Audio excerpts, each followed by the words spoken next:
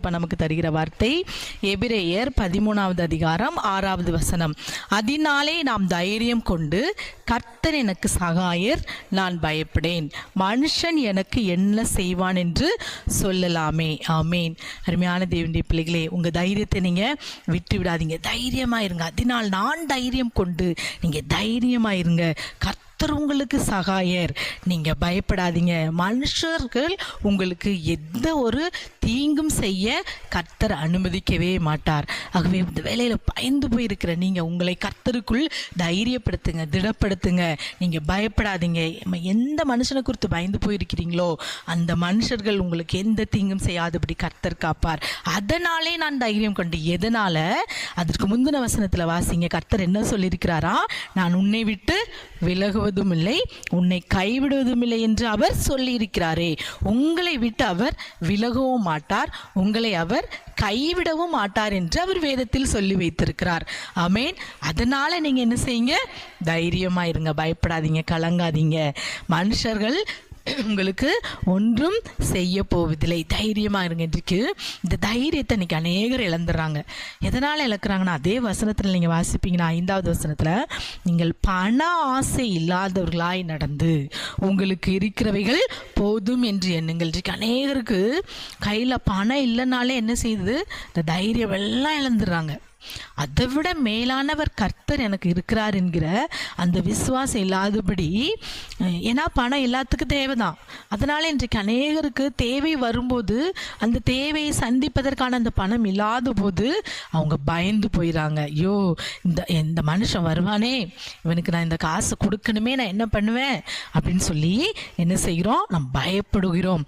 மனுஷன் எனக்கு என்ன செய்வான் என்று நாம் சொல்லலாம். இப்போ கர்த்தர் உங்களுக்கு கூட இருக்கும்போது நீங்கள் தைரியமாக இருங்க. அவர் உங்களுக்கு சகாயர்.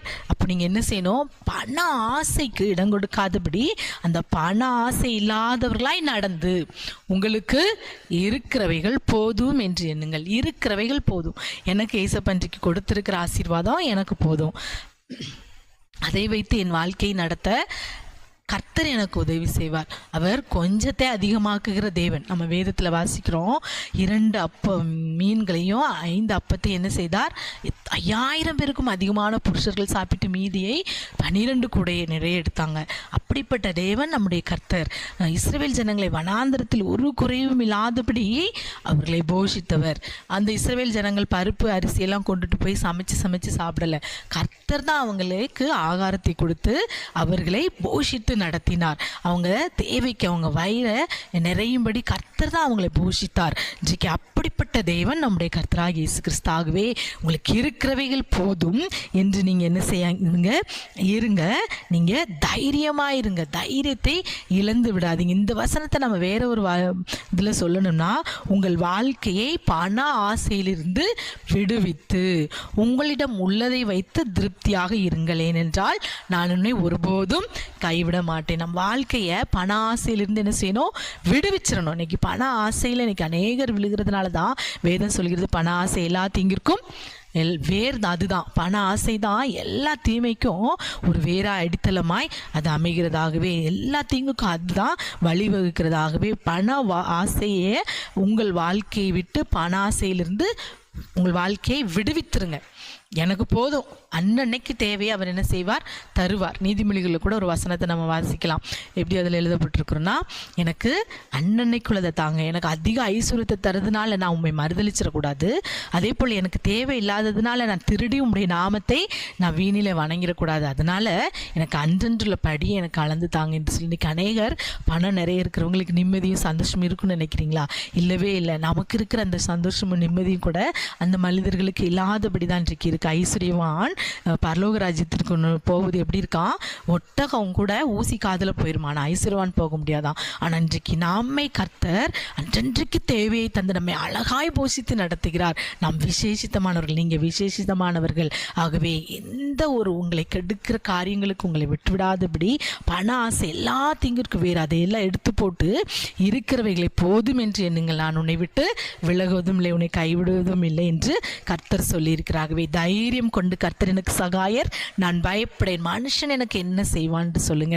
இன்னைக்கு உள்ள தேவை உங்களுக்கு இல்லையா? நீங்க பயப்படாதீங்க. கர்த்தர் கர்த்தரிடத்தில் தைரியமாயிருங்க. அவர் எல்லாவற்றையும் சந்திக்க அவர் ஆயத்தமுள்ளராகவே. தலைகளை தாழ்த்தி இந்த வார்த்தையின்படி நம்ம ஒப்பு கொடுத்த பிள்ளைகளாய் ஜெபிக்கலாம். அப்பா, இந்த நாளிலும் நீர் எங்களுக்கு கொடுத்த இந்த நல்ல வார்த்தைக்காக உமக்கு ஸ்தோத்திரம். அப்பா, நான் தைரியம் கொண்டு கர்த்தர் எனக்கு சகாய, நான் பயப்படேன், மனுஷன் எனக்கு என்ன செய்வான், நீர் என்னை விட்டு விலகவும் மாட்டீர், என்னை கைவிடவும் மாட்டீர் என்று சொல்லி எனக்கு வாக்கு கொடுத்திருக்கீங்கப்பா. இந்த வார்த்தைக்காக ஸ்தோத்திரம். அப்பா, உண்மை ஸ்தோத்திரிக்கிறோம்ப்பா. இந்த நாளில் என்னோடு ஜெபிக்கிற ஒவ்வொரு பிள்ளைகளுடைய வாழ்க்கையிலும் இந்த வார்த்தையினால் உண்டான ஆசீர்வாதத்தை அப்படியே கொடுங்க இசப்பா.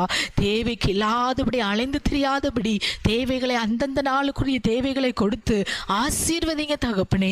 மனுஷர்களுக்கு பயப்படும் பயத்தை எடுத்து போடுங்க அப்பா. சில காரியத்தில் கடன்பட்டு இருக்கிறதுனால இன்றைக்கு மனுஷர்களுக்கு பயந்து போயிருக்கலாம் இசுவே.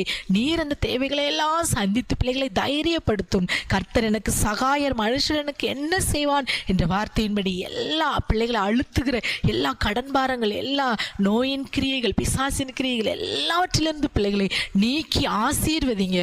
பிள்ளைகளை விட்டு நீர் விலகாதபடி கைவிடாதபடி கூட இருந்து கரம் பிடித்து நடத்தும் பெரிய காரியங்களை செய்யும். சகல துதிகன மகிமையெல்லாம் உமக்கே செலுத்துகிறோம். இயேசுவின் நாமத்தில் ஜெபிக்கிறோம் எங்கள் நல்ல பிதாவே. ஆமேன், ஆமேன்.